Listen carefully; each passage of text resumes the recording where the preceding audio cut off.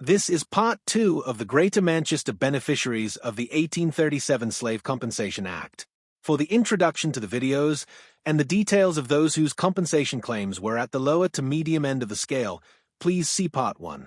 At the higher end of the compensation claims were those who claimed over £14,000. James Haywood Markland was born at Ardwick Green, Manchester. He was the son of a textile manufacturer, Robert Markland, and his wife Elizabeth, whose maiden name was Hibbert. He trained as a lawyer and became the parliamentary agent for plantation owners in the West Indies. He also wrote several books, including Sketch of the Life and Character of George Hibbert in 1837. He continued to practice law until he retired in 1839. He co-owned 3 plantations in Jamaica with his relatives, John Nembord Hibbert and Thomas Hibbert.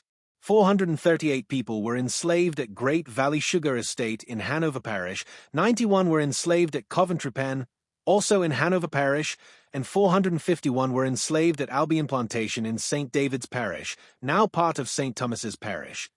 As he was the treasurer for the Society for the Propagation of the Gospel in Foreign Parts, he was awarded as the trustee for the Codrington Estate in Barbados, which had 410 enslaved people. In total, he received £14,364, the equivalent of just over £2 million in 2025. This is a slightly lower figure to that received by James Lindsay, the 24th Earl of Crawford and the 7th Earl of Balcarres. His father, Alexander Lindsay, the 6th Earl of Balcarres, was the governor of Jamaica from 1794 to 1801. The Earl was the MP for Wigan from 1820 to 1825. He then built Hague Hall in the town between 1827 and 1840. It was sold in 1947 to Wigan Corporation and is now owned by Wigan Council.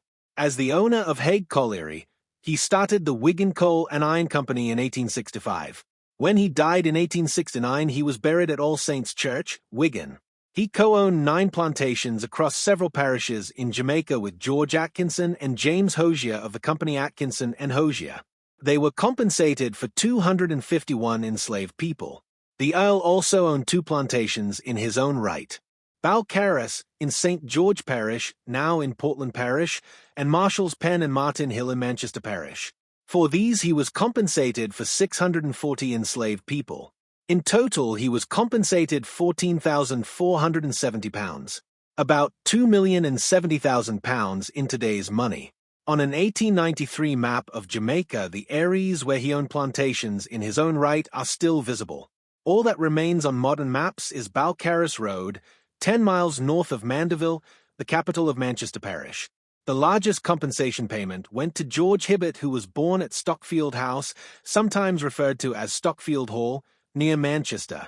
His family, who were prominent slavers, were also involved in the shipping and distribution of slave-produced goods, particularly sugar from Jamaica.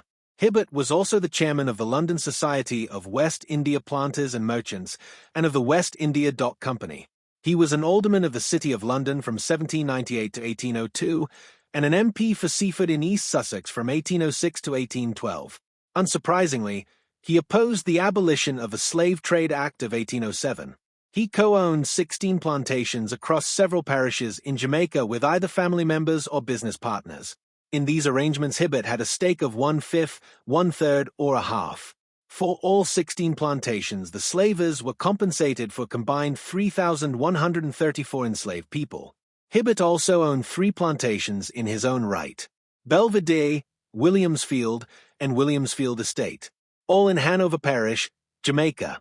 For these, he was compensated for 319 enslaved people. In total, he was awarded £19,447, the equivalent of just under £2.8 million in today's money. This was just under a third of all of the compensation awarded to the beneficiaries in the Greater Manchester area. Hibbert House, the headquarters of the Jamaican National Heritage Trust in Kingston, Jamaica, was built in 1755 by Thomas Hibbert, George's uncle, to serve as his residence. Hibbert co-founded the Royal National Lifeboat Institution, the RNLI. He inherited the Munden Estate in Hertfordshire through his wife and died there in 1837. The property remains with his descendants, the Holland Hibbert family. Stockfield House or Hall, the place of his birth, no longer exists.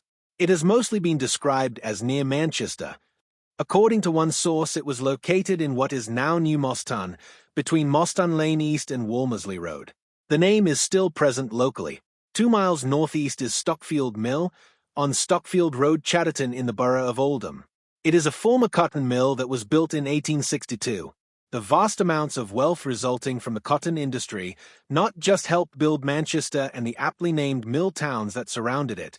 The industry's close links to Atlantic slavery also meant that as a result of Britain's abolition of slavery in its colonies, several Greater Manchester individuals and their descendants gained vast amounts of wealth too, some of which is found in buildings and other landmarks in the county.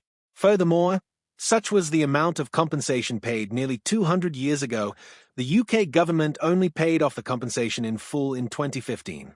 The living evidence of Provincia Cottonalis is found in the various cotton mills still standing in the region.